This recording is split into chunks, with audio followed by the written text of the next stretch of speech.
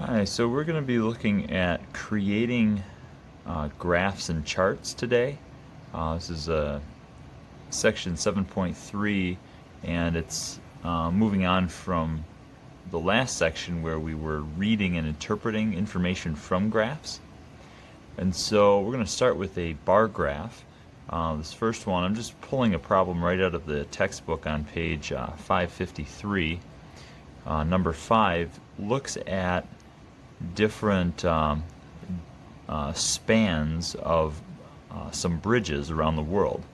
I chose this example because one of our bridges in Michigan is on the list, and so it's the Mackinac Bridge. So it, it's interesting to see how that compares to some of these other large bridges around the world and around the country. Anyway, so what we're going to do is we're going to construct a bar graph. Remember, bar graphs give us a visual representation so that we're not just looking at these numbers and trying to compare them and and keep track of them all in our mind. To have some sort of a visual representation is a little bit easier to comprehend sometimes. Okay. So what we need is a set of axes. XY axis, and on the X axis, the horizontal, we're going to have all the different names of the bridges, and on the Y axis, the vertical axis, we're going to have all these different spans. Well, we're going to have the length, I guess, in meters, and then we will use each bar to represent the height, or I'm sorry, to represent the height of the bar will represent the length of each bridge, or the span of each bridge. Okay, so the first thing we need are the axes. All right, and so we're going to set this up with an X and Y axis. I'm going to start with my Y axis first.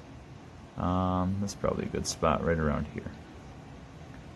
And so my vertical axis gets placed in, and I'm doing this on graph paper just so it's a little bit easier.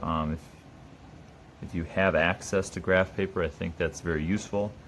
However, if you don't, then I suppose lined paper or any paper will work. This is fine. Just try to keep things neat as you work. Of course, on my math lab, on Hawks,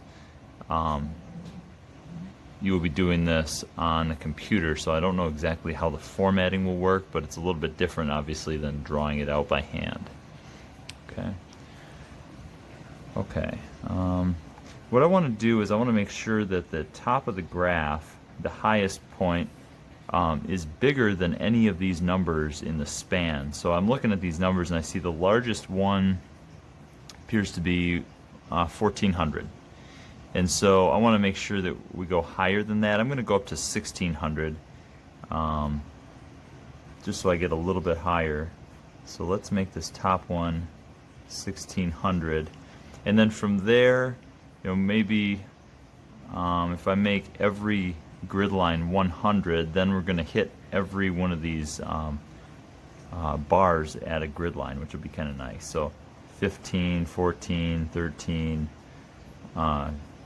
12. So maybe I'll do every even number in here.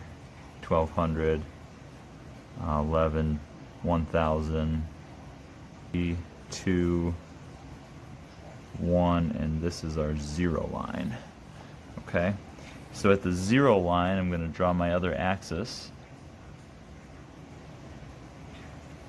and now this one I'm not sure how far to go over to the right, so what I want to do is figure out how many of these bars we're going to need. 1, 2, 3, 4, 5, 6, 7, 8, 9, 10 it looks like. I'll try to go every other one, so every other grid line maybe. So Brooklyn will be first. The Brooklyn Bridge. Okay, there's Brooklyn. Then we'll skip and we'll do the Bosporus in Istanbul. So B-O-S-P-O-R-U-S.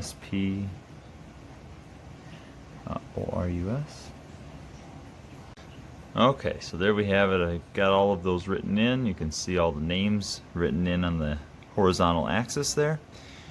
And so now we're just going to take each of those each of the spans and list them. Now what I should do before I even draw the bars is I should title each of these axes. Okay, so the title on my vertical axis is going to be the span in meters, S-P-A-N, in meters, and we typically write the units in parentheses, so the name or the title of what it is, what it's measuring, and then the units in parentheses. And on the bottom we'll do the bridge. I didn't put the location on there just to save some space, so I'm just going to say the bridge. Okay, so we're comparing a bridge with its span. I should also give a title to the entire graph. I tried to move this to the top of the page just so that I could get it all to show on the camera here. So I'm going to put the title over to the side.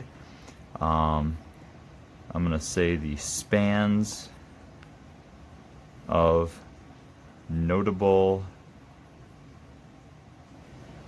modern bridges. Okay, the spans of notable modern bridges. Okay, so now we just build up the bars in the bar graph. So the Brooklyn Bridge, 500 meters. So for Brooklyn, we just build this up to 500. Now in some cases, it's nice to write the number along with the bar, like the number 500 either above or on the bar. I'm not too concerned about that right now, so I'll just leave those without the numbers. You can tell pretty well from the graph where they're at. The Bosporus is 1100, so that goes all the way up right there. That's 1100. So we can draw our bar in.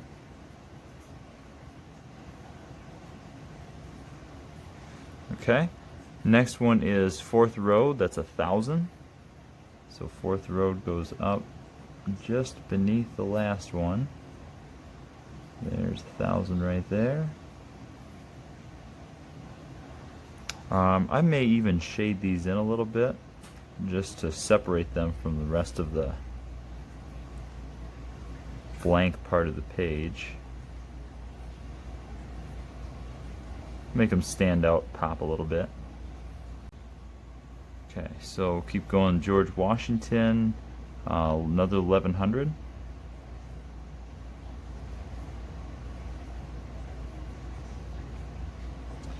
So yeah, this does take a little bit of time and care to sketch all these in, but that's okay. Golden Gate, 1300. So that comes up here.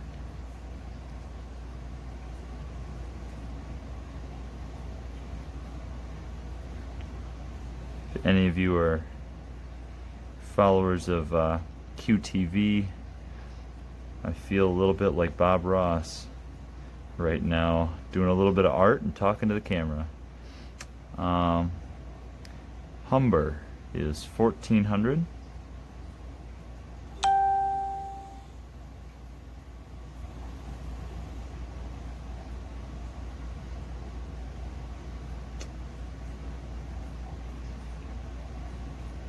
And I don't know if any of you have ever traveled over any of these bridges before. There's a couple of them on here I've been on. The Mackinac Bridge, obviously, I have been on.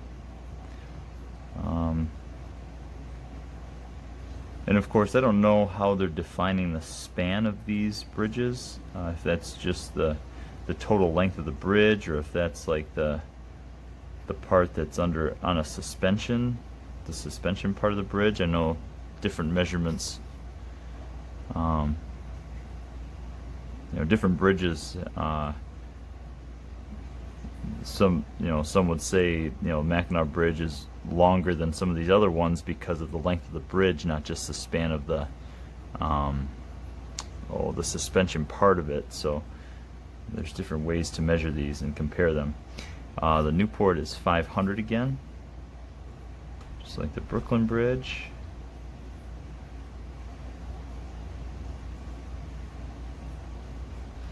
Let's see, this one in Portugal at I don't know, Pont 25 de Abril.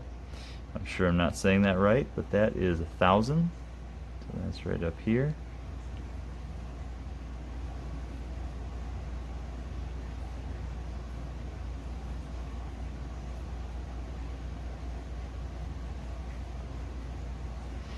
And then the Verrazano Narrows is 1300. So Verrazano Narrows I've been on before. That one's in New York. I've also been across the Brooklyn Bridge and the Mackinac Bridge.